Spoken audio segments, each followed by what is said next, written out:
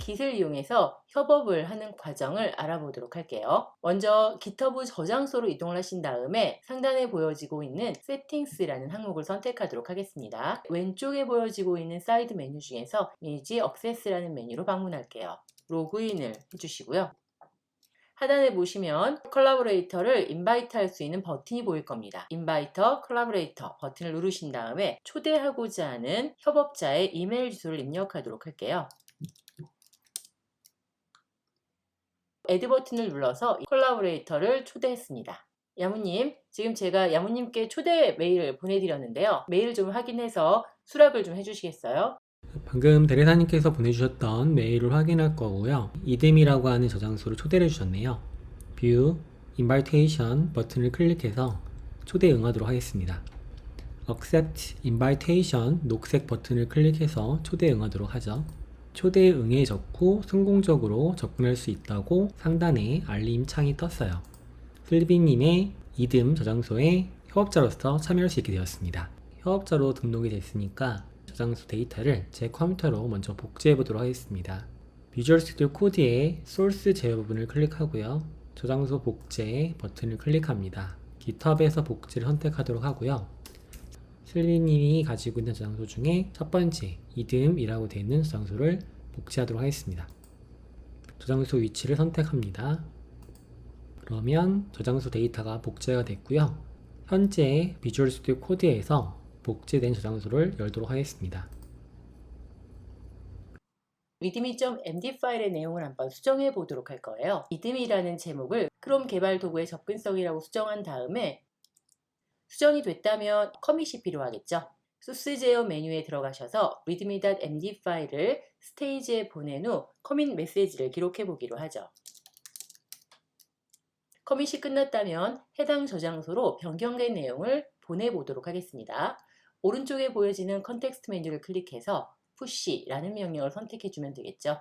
저장소로 가서 반영이 됐는지 확인해 보도록 할게요. 해당 저장소의 내용을 새로 고침해 보기로 합니다.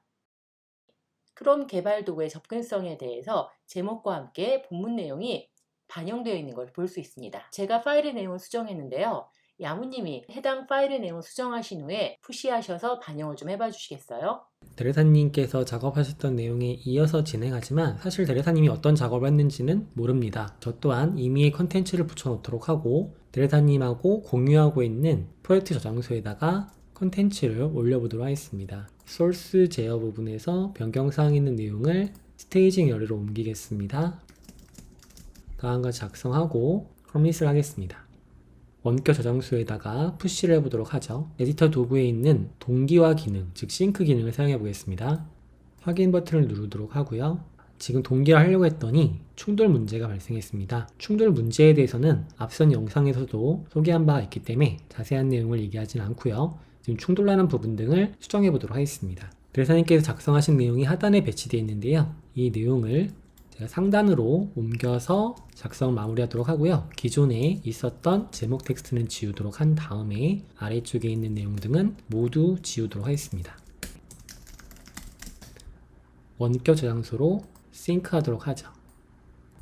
새로 고침을 하게 되면 5개의 커밋이 추가된 걸 볼 수 있고요. 대리사님이 작성한 내용에 제가 추가한 내용이 함께 병합된 것을 볼 수 있습니다. 함께 성장하는 발음 교육 이듬. 야무님이 해당 readme.md 파일의 내용을 수정하신 다음에 원격 저장소로 반영을 해주셨는데요. 제 입장에서는 야무님이 어떤 작업을 하셨는지 모르는 상태에서 readme.md 파일을 수정해 보도록 하겠습니다. 수정 내용을 만든 다음에 스테이지 영역으로 보낸 후 커밋을 하겠습니다. 똑같이 컨텍스트 메뉴를 선택한 후에 푸시 명령을 선택합니다. 갑자기 아까하고 달리 푸시할 수 없다는 메시지가 나타나고 있네요. 로그 명령을 오픈해 보기로 하죠.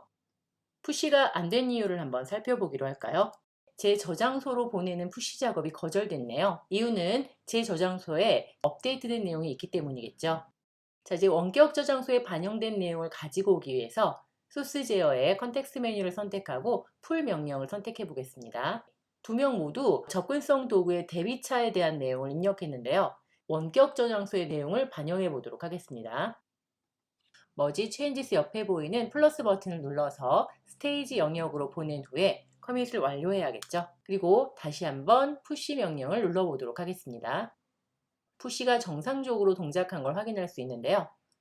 저장소에 가서 새로운 버전이 반영되어 있는지를 확인해 보겠습니다. 첫 번째 만든 문서하고 달리 대비차에 대한 내용이 그대로 반영되어 있는 걸 볼 수 있네요. 이어서 새로운 내용을 추가해 보겠습니다. SS 디렉토리에다가 새로운 brothers jpg 이미지를 추가했고요. 이 이미지를 이곳에 배치해 보도록 할게요. 측면에서 미리 보기를 열어보겠습니다. 소스제의 변경사항을 추가하도록 하고요. 커밋 해보도록 하겠습니다. 자, 이제 하단에 보게 되면 원격 저장소에 한 개의 변경사항을 푸시해 보도록 하죠.